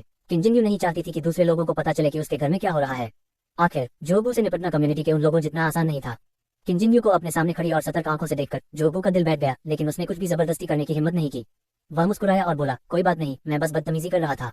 थोड़ी देर रुकने के बाद उसने कहा, मैं अब मिलिट्री में काम कर रहा हूँ। वहाँ के हालात बेहतर हैं और मुझे नहीं पता कि तुम यहाँ अकेले हो। मैं आज तुम्हारे पास इसलिए आया हूँ क्योंकि मैं चाहता हूँ कि तुम भी मेरे साथ वहाँ चलो। ये जानने के बाद कि वह किन परिवार में नहीं रहती उसे चैन नहीं मिला। उस दिन जब लोग सूखे खाने के लिए लड़ रहे थे, उस अफरा तफरी वाले सीन के बारे में सोचकर उसे चिंता हुई कि वह अकेले इसका सामना कैसे करेगी। तो वह आया, वह उसे अपने साथ ले जाना चाहता था। ये सुनकर किंशिन्यू हैरान रह गई। उसे उम्मीद नहीं थी कि दूसरी पार्टी इस वजह से यहाँ आई है। एक पल के लिए उसे थोड़ी उलझन महसूस हुई, लेकिन 1-2 सेकंड सोचने के बाद वह धीरे से हंसी। आपकी मेहरबानी के लिए शुक्रिया, लेकिन यह मत भूलिए कि हमारा एक दूसरे से कोई लेना देना नहीं है। यह अच्छा नहीं है। इसके अलावा मुझे लगता है कि मेरे लिए यहाँ अकेले रहना ठीक है। जोबू ने गहरी भौहें चढ़ाई और उसके शांत चेहरे के नीचे थोड़ी चिंता झलक रही थी। पहले जो हुआ वह एक गलतफहमी थी। मैं किंजिंग्यू ने उसे टोका, चाहे वह गलतफहमी थी या कुछ और, तुम्हारे और मेरे बीच जो हुआ वह बीती बात है। अब हम बस पुराने क्लासमेट हैं। मुझे बहुत खुशी है कि तुम मुझसे मिलने आए। Thank you. उसे क्यों जाना चाहिए? वह यहाँ आराम से रहती है और कम्युनिटी के लोगों से आसानी से डील कर सकती है, इसलिए उसे जाने की कोई जरूरत नहीं है। इसके अलावा वह दूसरी पार्टी के साथ उलझना नहीं चाहती थी, क्योंकि इससे उसके मूड पर असर पड़ता। जोबू को इस नतीजे की उम्मीद नहीं थी और किंजिंग्यू को देखते हुए उसकी आंखें बदलती रहीं। उसने दूसरे व्यक्ति को बुरा और एक एक शब्द बोला। जिस दिन हम मिलने के लिए राजी हुए, मेरा कार एक्सीडेंट हो गया था और मैं कोमा में था। मेरे परिवार ने मुझे विदेश भेज दिया। बर्फीले तूफान से एक दिन पहले ही मैंने जानबूझकर अपॉइंटमेंट तोड़ा था। असल में उस दिन मैं तैयार था, ये जानते हुए कि दूसरी पार्टी शायद सुनना न चाहे। जोबू ने फिर भी समझाया। वह नहीं चाहता था कि गलतफहमी ऐसे ही जारी रहे। वे लगभग साथ थे, लेकिन ऐसी गलती हो गई। वह लगभग आधे साल तक कोमा में रहे और आधे साल तक उनका विदेश में इलाज चल रहा था। जागने के बाद उसे अपने दोस्तों से पता चला कि हाल ही में उसके साथ क्या हुआ था। वह तुरंत घर लौट आया, लेकिन वह उससे संपर्क नहीं कर सका। दूसरे दिन बर्फीला तूफान आया। जब किंजिंग्यू ने कार एक्सीडेंट शब्द सुना तो उसकी उंगलियां थोड़ी हिली और रिएक्ट करने से पहले उसकी आंखें जोबू की तरफ गईं। फिर वह अचानक मुस्कुराई। दूसरी पार्टी जिस बारे में बात कर रही थी वह कई महीने पहले हुआ था। अब जब वह उसके सामने आया है तो वह सुरक्षित और स्वस्थ होगा। तो वह शांत हो गई। ये बात सुनकर वह थोड़ी इमोशनल हो गई, लेकिन बहुत ज्यादा नहीं। जोबू के लिए ये बातें कुछ महीने पहले ही हुई थी, लेकिन उसके लिए लगभग 8 साल बीत चुके थे। एक समय का मजबूत प्यार तबाही वाली दुनिया में 7 साल तक जिंदा रहने के दौरान धीरे धीरे खत्म हो गया। उन सालों में मैं सिर्फ जिंदा रहने के बारे में सोचता था। मुझे और कुछ याद नहीं है। अब इसे सुनकर ऐसा लगता है जैसे मैं किसी दूसरे इंसान का अतीत सुन रहा हूँ, लेकिन इससे कोई हलचल नहीं होती। लेकिन जब उसने बात की तो उसका लहजा पहले से बहुत नरम था। अब तुम ठीक हो और मिलिट्री के लिए काम करने के लिए बधाई। तुम्हें मेरी चिंता करने की जरूरत नहीं है। आम लोग अब मुझसे पंगा लेने की हिम्मत नहीं करते। ऐसा कहकर किंजिंग्यू ने दूसरे पक्ष को अपने हाथ में बड़ा चाकू भी दिखाया। उस नजर से जोबू को फिर से अपना पुराना रूप दिखा। वह पहले जैसी अलग और बेपरवाह नहीं थी। वह धीरे से हंसा। उसकी आवाज जलने की तरह साफ और कोमल थी। वाह, ये तो आश्चर्यजनक है। जोबू ने सच्चे दिल से तारीफ की और उसकी चमकदार आंखों ने उसे प्यार से देखा। थोड़ी देर बाद उसने कहा, तो चलो। किंजिंग्यू ने अपना सिर उठाया। उसकी आंखें मुस्कान से भरी थी, जैसे वह भी पहले जैसी ही थी, लेकिन उसने जो शब्द कहे उनसे जोबू का दिल बैठ गया। जोबू, सब खत्म हो गया। इस बार उन्होंने दूसरी पार्टी को मिस्टर जो तो नहीं कहा, लेकिन उन्हें साफ मना कर दिया। 7-8 साल बीत गए हैं और सब कुछ फीका पड़ गया है। इसके अलावा अब दुनिया का अंत हो गया है और ये पहले से अलग है। अब उसका लक्ष्य सिर्फ जिंदा रहना है। बाकी चीजों के बारे में वह कुछ नहीं सोचती। जोबू के हाथ जेब में हिल रहे थे और उसका मुंह ऐसे खुल रहा था जैसे वह कुछ कहना चाहता हो, लेकिन कुछ भी नहीं निकल रहा था। ये सब पुरानी बात है। हाँ, हालांकि उसे अपनी मुश्किलें थी, लेकिन सच तो यह है कि वह बिना किसी वजह के लंबे समय के लिए उसकी जिंदगी से गायब हो गया था। ये समय बहुत सी चीजों के लिए काफी था। आखिरकार वे पहले बॉयफ्रेंड और गर्लफ्रेंड नहीं थे और दूसरी पार्टी को उसका इंतजार करने की कोई जरूरत नहीं थी। उसने उसे दुखी कर दिया, इसलिए अब वह उसे पसंद नहीं करती। यह नॉर्मल है क्योंकि उसने उसे ऐसा करने के लिए मजबूर किया। उसने अपना हाथ अपने दिल पर रखा। वहां के दर्द से उसका शरीर असहज हो गया और उसका चेहरा पीला पड़ गया। उसकी उंगलियां अनजाने में उसके कपड़ों को पकड़ रही थी। उसकी आंखें किंजिंग्यू को घूर रही थी। उसका मुंह खुल रहा था और बंद हो रहा था, लेकिन वह एक शब्द भी नहीं बोल पा रहा था। काफी देर बाद उसने अपने हाथ नीचे किए, उन्हें वापस अपनी जेब में रखा और धीरे से मुस्कुराया। ठीक है, सब खत्म हो गया। किंजिंग्यू ने कुछ नहीं कहा। वह घूमकर कमरे में चली गई और किसी को पता नहीं चला कि वह क्या कर रही थी। जोबू दरवाजे पर खड़ा रहा। किंजिंग्यू की इजाजत के बिना वह कमरे में नहीं गया, न ही उसने अंदर देखा। वह घूमा और हैरान होकर कॉरिडोर की तरफ देखने लगा और किसी को पता नहीं था कि वह क्या सोच रहा है। किंजिंग्यू जल्द ही बाहर आई। उसके हाथ में गर्म पानी का एक कप था और उसने उसे दूसरे व्यक्ति को दिया। तुम थोड़े पीले दिख रहे हो, एक गिलास पानी पी लो। जोबू ने मुड़कर किंजिंग्यू के हाथ से पानी लिया और कहा, धन्यवाद। ये देखकर कि पानी गर्म था, जोबू की आंखें थोड़ी चमक उठी, लेकिन उसने कोई सवाल नहीं पूछा। उसने एक ही घूंट में पानी पी लिया और फिर कप किंजिंग्यू को वापस दे दिया। वह किंजिंग्यू के पिछले रिजेक्शन से शर्मिंदा नहीं था और उसकी मुस्कान कोमल बनी रही। क्या तुम सच में मेरे साथ बाहर नहीं जाओगे? हमें नहीं पता कि यह खराब मौसम कब तक रहेगा। ऊपर की खबरों के मुताबिक अंदाजा है कि इससे भी बुरी हालत अभी आने वाली है। तुम्हारे पास यहाँ जरूरी सामान भी नहीं है और यह सुरक्षित नहीं है। कोई नहीं कह सकता कि कम्युनिटी के ये लोग एक खास पॉइंट पर पहुंचने के बाद क्या करेंगे। थोड़ी देर रुकने के बाद वह हंसा। भले ही हमारे बीच जो हुआ वह खत्म हो गया हो, हम एक दूसरे को इतने सालों से जानते हैं। हम लव नहीं हो सकते, लेकिन दोस्तों के बीच की फीलिंग्स अभी भी हैं। एक दोस्त के तौर पर तुम्हारा ख्याल रखना मेरी जिम्मेदारी है, ताकि तुम्हें बोझ महसूस ना हो। चाहे जो भी हो, उसे इस बात की चिंता थी कि वह यहाँ अकेली है और अच्छा होगा कि वह उसे यहाँ से ले जाए। किंजिंग्यू ज्यादा रिलैक्स लग रही थी। हालांकि उसने दूसरे पक्ष को अपनी असली हालत नहीं बताई, फिर भी उसने समझाया, मेरी चिंता मत करो। मैं पहले यहाँ अकेली रहती थी और मुझे बेचैनी महसूस हो रही थी, इसलिए मैंने खास तौर पर किसी से अपने घर को रेनोवेट करने के लिए कहा था। ये दरवाजा भी बहुत मजबूत है। जब तक मैं दरवाजा नहीं खोलती कोई भी मेरे घर में नहीं आ सकता, इसलिए मेरी सुरक्षा की चिंता मत करो। किंजिंग्यू का लहजा सख्त था। ये देखकर कि उसे ले जाने की कोई उम्मीद नहीं है, जोबू शांत रहा और चुप रहा। अगर हो सके तो वह उसे जबरदस्ती ले जाना चाहता था, लेकिन यह नामुमकिन था। किंजिंग्यू ने बस उसे शांति से देखा। आखिर में जोबू ने बेबस होकर आह भरी, तो फिर अपना ख्याल रखना, दूसरों पर आसानी से भरोसा मत करना और आखिरी समय में लोगों के दिल का क्या होगा ये कहा नहीं जा सकता।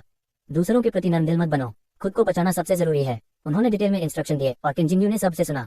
जब दूसरे ने बोलना खत्म किया और कुछ और कहना चाहा, तो उसने धीरे से उसे टोका, ठीक है, मुझे सब याद है। क्योंकि तुम मिलिट्री में काम करते हो तो तुम्हारा एक मिशन होना चाहिए, तुम्हें जाना चाहिए। जोबू रुका और मुस्कुराया, ठीक है, मुझे अब जाना चाहिए, अपना ख्याल रखना। अच्छा, ये वाक्य कहने के बाद दोनों चुप हो गए और फिर जोबू मुड़ा और ऊपर चला गया। किंजिंग्यू ने अपना सिर तब तक नीचे किया जब तक दूसरा व्यक्ति गायब नहीं हो गया। फिर उसने दरवाजा बंद किया, घूमी और लिविंग रूम में वापस बैठ गई। लेकिन थोड़ी देर बाद दरवाजे पर फिर से दस्तक हुई और उसी समय जोबू की आवाज सुनाई दी, यह मैं हूँ, जोबू। किंजिंग्यू ने मुंह बनाया, फिर दरवाजा खोलने के लिए खड़ा हुआ और फिर देखा कि जोबू चावल का एक बैग लिए दरवाजे पर खड़ा है। उसके बगल में एक बैग था जिसमें कुछ डिब्बाबंद खाना, ब्रेड और मिनरल वाटर की 1 दर्जन से ज्यादा बोतलें थी। उसने चीजें किन जिंगू के दरवाजे पर रख दी, कुछ नहीं कहा और अपने हाथों से कुछ निकालकर किन जिंगू को दे दिया। इसे रखो, अपनी रक्षा करो, तुम्हें जिंदा रहना है। इससे पहले कि किन जिंगू साफ साफ देख पाता कि उसके हाथ में क्या है, जोबू पहले ही वहां से जा चुका था। किन जिंगू ने अपना सिर नीचे किया और अपने हाथ में पिस्तौल देखी। उसकी पुतलियां कांपने लगी। भले ही आप मिलिट्री में काम करते हो, आप इस तरह की चीज किसी को भी नहीं दे सकते। जमीन पर पड़ी चीजों को देखकर किन जिंगू की आंखें चमक उठी।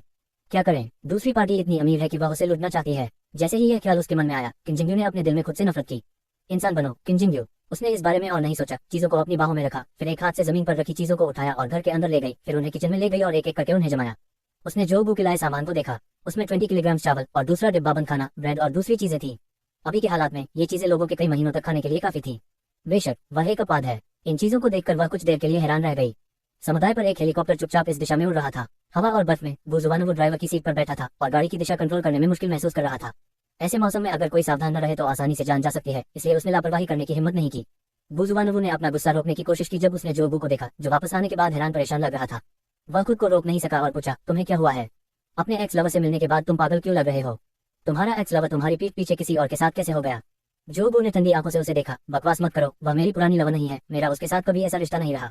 अगर वह इस समय हेलीकॉप्टर नहीं उड़ा रहा होता तो बुजुवानोवु पलटकर दूसरे व्यक्ति को लात मारता। वह तुम्हारी प्रेमिका नहीं है, वह तुम्हारी प्रेमिका नहीं है। तुम उसके बारे में इतनी चिंता क्यों कर रहे हो? तुमने जानबूझकर मुझे बाहर घसीटा और फिर मुझे इतनी सारी चीजें दी। ये हम दोनों के लिए 1 महीने का राशन है। यह मैं आपसे कर दूंगा। ये सुनकर बुजुवानोवु अवाक रह गया। आखिरकार वह अमीर था। उसने आगे देखा, वह व्यक्ति तुम्हारे लिए कौन है? कोई रिश्तेदार? जोबू ने उसके सवाल का जवाब नहीं दिया। उसने बाहर आसमान की तरफ देखा जहाँ बर्फ गिर रही थी। उसे समझ नहीं आ रहा था कि वह क्या सोच रहा है। ये खत्म हो गया, ये खत्म हो गया। इंसान तो वापस आ गया है, लेकिन आत्मा खो गई है। उसे इस तरह देखकर बुजुवानोवु का लहजा बड़ा चढ़ाकर बोलने लगा। ये देखकर कि जोबू का कोई एक्स्ट्रा रिएक्शन नहीं था, उसने और कुछ नहीं कहा, लेकिन मन ही मन हैरान था कि जोबू किससे मिलने गया था। लौटने के बाद वह ऐसा क्यों हो गया? पिछली बार जब वह इस मोहल्ले में था तो एक जानी पहचानी शक्ल देखकर वह लगभग कंट्रोल खो बैठा था। ऐसा लगता है कि जिस व्यक्ति ने खास तौर पर उसे आने और देखने के लिए कहा था वह कोई साधारण व्यक्ति नहीं है। सुरक्षित रूप से उतरने के लिए जगह ढूंढो, हम हवा में उड़ते नहीं रह सकते। जोबू, जिसे पता नहीं था कि वह क्या सोच रहा है, अचानक बोल पड़ा। बुजुवानोवु को समझ नहीं आया कि जोबू ने अचानक ऐसा क्यों किया, लेकिन वह जानता था कि जोबू ऐसा इंसान नहीं था जो लापरवाही से काम करे, इसलिए उसने जल्दी से उतरने के लिए सही जगह ढूंढी। क्या गलत? कुछ गड़बड़ है। टेम्परेचर पहले से कम है और ये स्नोफ्लेक्स पहले से बहुत बड़े हैं। जोबू ने जल्दी से बताया कि वह प्लेन के बाहर देख रहा था और उसने ये बदलाव देखा। बुजुवानोवु ने देर करने की हिम्मत नहीं की। उनकी फ्लाइट पहले से ही मुश्किल थी और अगर मौसम और खराब होता और वे उड़ते रहते तो प्लेन कंट्रोल खोकर क्रैश हो सकता था। मिल गया, हम वहीं रुक गए। चिकित्सा कक्ष ली जुएफेंग ने अपने सामने रखे खाने को देखा और उसे थोड़ा अजीब लगा। उसने किन जिंगू की तरफ शक से देखा। ये देखकर कि किन जिंगू ठीक है, उसने कुछ कहने की हिम्मत नहीं की। उसने बस सामान लिया और धन्यवाद कहा, लेकिन उसके दिल में थोड़ी बेचैनी महसूस हुई। कल शैतान ने मुझसे कहा था कि मेरा खाना आधा कर दिया जाएगा, लेकिन अब मेरे सामने जो खाना है वह न सिर्फ कम नहीं है बल्कि पहले से भी ज्यादा है। उसके लिए ये शक न करना मुश्किल था कि दूसरी पार्टी कुछ करने का प्लान बना रही है, इसलिए वह अचानक उसके साथ इतना अच्छा बर्ताव करने लगा। दूसरे व्यक्ति को इस तरह देखकर किन जिंगू समझ गई कि वह क्या सोच रहा है। उसने उसे बहुत कम डांटा और नर्म लहजे में कहा, खाओ खाओ, आज मेरा मूड अच्छा है इसलिए मैं तुम्हें नाश्ता देती हूँ। ली जुएफेंग का शरीर और भी ज्यादा जोर से कांप रहा था, लेकिन किन जिंगू ने इस व्यक्ति पर ध्यान देने की जहमत नहीं उठाई। ये कहने के बाद वह मुड़ी और बाहर चली गई। तभी ली जुएफेंग को राहत महसूस हुई और उसके दिल का तनाव पूरी तरह से दूर हो गया।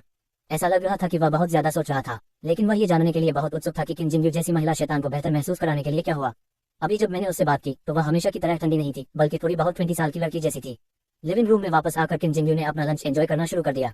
अचानक उसने खिड़की से बाहर देखा जैसे उसने कुछ देखा हो, और खिड़की के बाहर बर्फ के टुकड़े तैरते हुए देखे, हर एक ताड़ के पेड़ जितना बड़ा था। उसकी आंखें वहीं टिक गईं। आसमान से ताड़ के पेड़ों जितने बड़े बर्फ के टुकड़े गिर रहे थे और खिड़की के बाहर कुछ भी दिखाई नहीं दे रहा था। उसने अपना सेल फोन निकाला और देखा। अब अगस्त का आखिरी महीना था। इस बार दुनिया का अंत पिछली बार से करीब 10 दिन पहले हुआ, तो अब 2 महीने से ज्यादा हो गए हैं। पिछले अनुभव के आधार पर इस समय के दौरान मौसम जरूर एक और करवट लेगा। वह उठी और फर्श से छत तक ऊंची खिड़की के पास गई।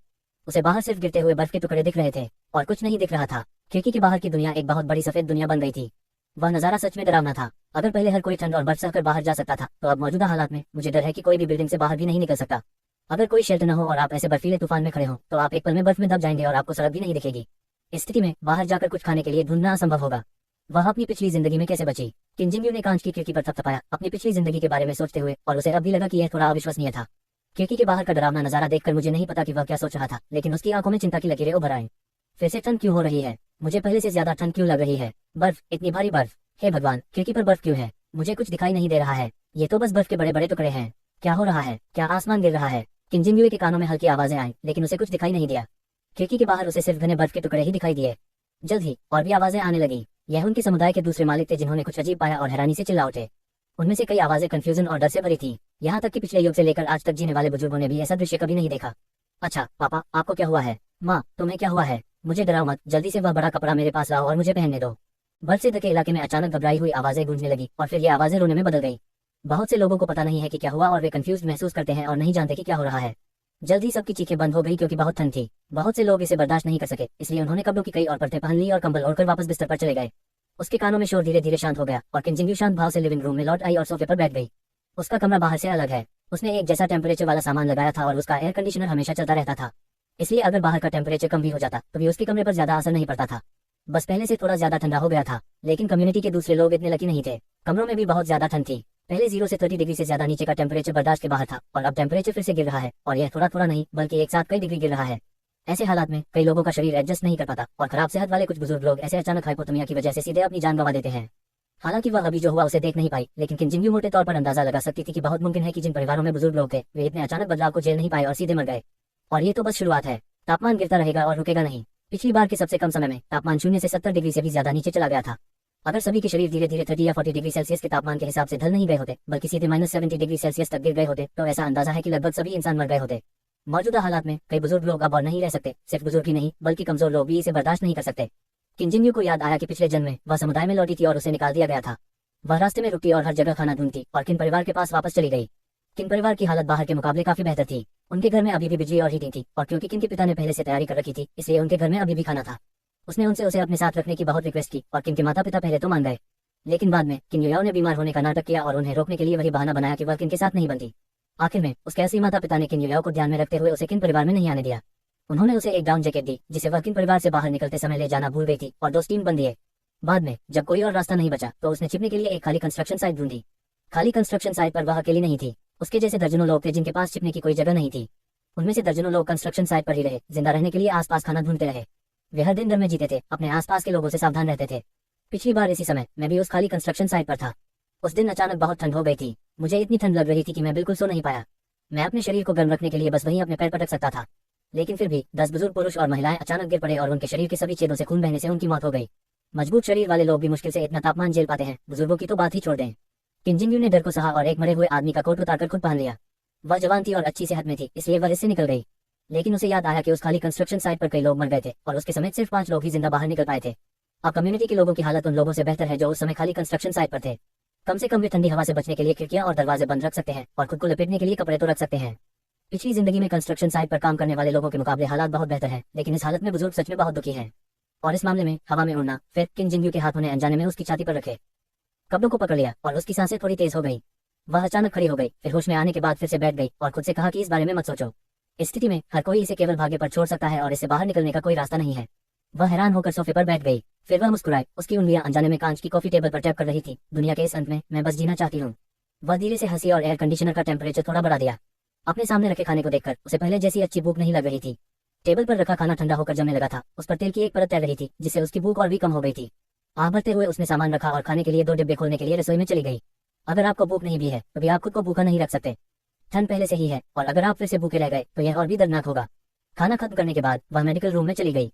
लिजुएफेंग ने उसे अंदर आते देखा और उसकी आंखों में हैरानी की एक झलक दिखी। ब्यूटी, क्या तुमने नहीं कहा था कि तुम्हें अगले 2 दिनों में अच्छे से आराम करना चाहिए?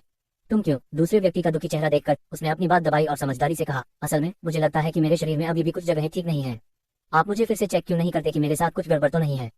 ठीक है, मैं आपके लिए चेक करता हूँ कि जिस जगह से मैंने पहले कनेक्ट किया था वह ठीक है या नहीं। किंजिंग्यू ने शांति से सिर हिलाया और दूसरी पार्टी की ओर चल दिया। थोड़ी देर बाद मेडिकल रूम में लिजुएफेंग की चीखें सुनाई दी, लेकिन उसने जल्दी से उसे दबा लिया। जब तक किंजिंग्यू मेडिकल रूम से बाहर निकली, लिजुएफेंग पहले से ही ठंडे पसीने से लथपथ थी, लेकिन उसने शिकायत करने की हिम्मत नहीं की। वह इस छोटे से कमरे में रहा, लेकिन उसके कानों में इलाके के कुछ लोगों की चीखें हल्की हल्की सुनाई दे रही थी। हालांकि वह देख नहीं पा रहा था कि क्या हुआ, लेकिन उन लोगों की बातों से वह कुछ अंदाजा लगा सकता था। कम्युनिटी में दूसरों की खराब हालत के मुकाबले अब वह इस काफी गर्म कमरे में रह सकता है और अच्छा खा सकता है। वह बहुत खुश है, तो दूसरों की तुलना में वह यहाँ सिर्फ उस शैतान औरत की खराब मेडिकल स्किल्स को सहने के लिए था। इससे क्या फर्क पड़ता था? कड़ाके की ठंड और भूख और ठंड के एहसास की तुलना में वह असल में सिर्फ इसके बारे में सोचकर ही ये सब सह सकता था। खैर, उसके पहले के विचार सच में बहुत ऊपरी थे। किंजिंग्यू उसे टॉर्चर नहीं कर रही थी, वह साफ तौर पर उसे जन्नत दे रही थी। दूसरी पार्टी तो बस उसकी बहुत बड़ी हितैषी है। हर बार जब वह इस बारे में सोचता था तो लिजुएफेंग को बहुत अच्छा लगता था और वह शांति से सो जाता था। ये भयानक दृश्य जारी रहा। किंजिंग्यू काफी देर तक खिड़की के पास बैठी रही और बीच बीच में उसे दूसरे मालिकों के रोने और चीखने की आवाजें सुनाई दे रही थी, जैसे कि वे धरती पर किसी मुश्किल हालत में हो।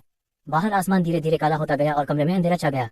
खिड़की से बाहर देखने पर पूरी रात बर्फ के टुकड़ों से ढकी हुई थी और बर्फ के टुकड़ों के बीच से सिर्फ हल्का अंधेरा ही दिख रहा था। उसने पर्दे नीचे खींचे और घर में वापस चली गई। अरे, डिनर का टाइम हो गया है। आज रात हमें क्या खाना चाहिए? चाहे कुछ भी हो, टेस्टी खाना मिस नहीं करना चाहिए। वह धीरे से बुदबुदाई और उस जगह चली गई। दोपहर में उसे जो डिप्रेशन महसूस हुआ था, उसकी तुलना में इस समय उसे बहुत अच्छा लग रहा था। चाहे कुछ भी हो, कुछ चीजें ऐसी हैं जिन्हें वह बदल नहीं सकती और वह बस अपना ख्याल रखना चाहती है, क्योंकि हम इसे बदलने में असमर्थ हैं, इसलिए जीवन चलता रहना चाहिए। दिन के बाद उसने हमेशा की तरह अपना ड्रामा देखा और करीब 10 बजे उसने सोने का प्लान बनाया। लेकिन इसी समय उसे बाहर से कुछ शोर सुनाई दिया। पहले तो उसे कोई फर्क नहीं पड़ा, लेकिन उसने ये शब्द सुने, तुम हमारी कम्युनिटी में घुस आए तो क्या हुआ अगर हमने तुमसे प्रोटेक्शन के लिए कुछ खाना देने को कहा। यह मत सोचो कि तुम जो चाहो कर सकते हो सिर्फ इसलिए कि तुमने मिलिट्री यूनिफॉर्म पहनी है। किम जिंग यूए बेडरूम में वापस जाते समय रुक गई। वह बता सकती थी कि यह आवाज उनके कम्युनिटी बिल्डिंग में रहने वाले पेंग सैन की थी। इस व्यक्ति को गॉसिप करना पसंद है और जब भी वह कुछ देखता है तो उसकी तह तक जाने के लिए सवाल पूछना पसंद करता है। दुनिया के खत्म होने से पहले जब किम जिंग यू नई आई थी तो वह लिफ्ट में दूसरी पार्टी से मिली। दूसरी पार्टी सवाल पूछती रही। भले ही किम जिंग यू को दूसरी पार्टी पर ध्यान देना पसंद नहीं था, लेकिन दूसरी पार्टी हमेशा चीजों की तह तक जाना पसंद करती थी। इस बार दुनिया का अंत आने के बाद किम जिंग यू ने दूसरे पक्ष को कई बार देखा था और उसकी आवाज से कुछ हद तक परिचित थी। इतना पतला आदमी असल में इस समय बिल्डिंग में दूसरे लोगों से प्रोटेक्शन फूड इकट्ठा कर रहा है।